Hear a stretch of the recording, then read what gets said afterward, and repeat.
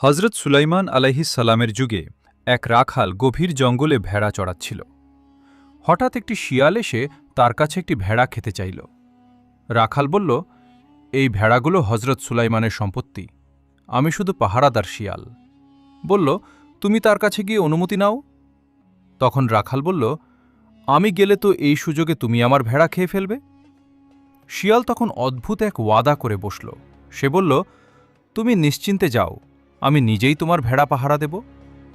রাখাল অবাক হয়ে হজরত সুলাইমানের দরবারের দিকে রওনা হল।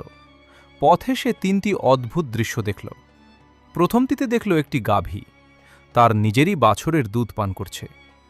দ্বিতীয়টিতে দেখল কিছু মানুষ ছেঁড়া ফাটা পুরনো কাপড় পরে আছে, কিন্তু তাদের সবার হাতে সোনার থলি।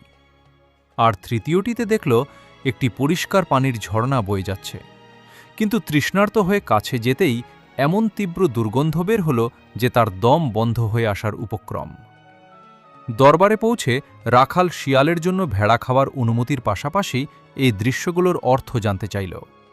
তখন হজরত সুলাইমান জানালেন, এগুলো শেষ জামানার নিদর্শন।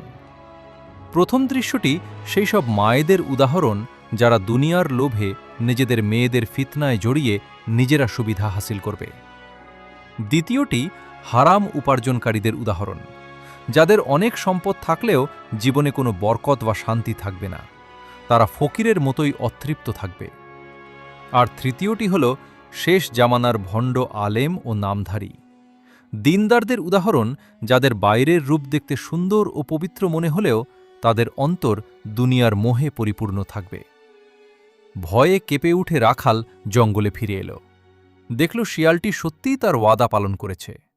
নবীর অনুমতির কথা শুনে শিয়ালটি পাল থেকে সবচেয়ে দুর্বল আর অসুস্থ একটি ভেড়াকে বেছে নিল। রাখাল অবাক হয়ে এর কারণ জানতে চাইলে শিয়ালটি উত্তর দিল, আমি একেই বেছে নিয়েছি কারণ এই ভেড়াটি তার রবের জিকির থেকে গাফেল ছিল।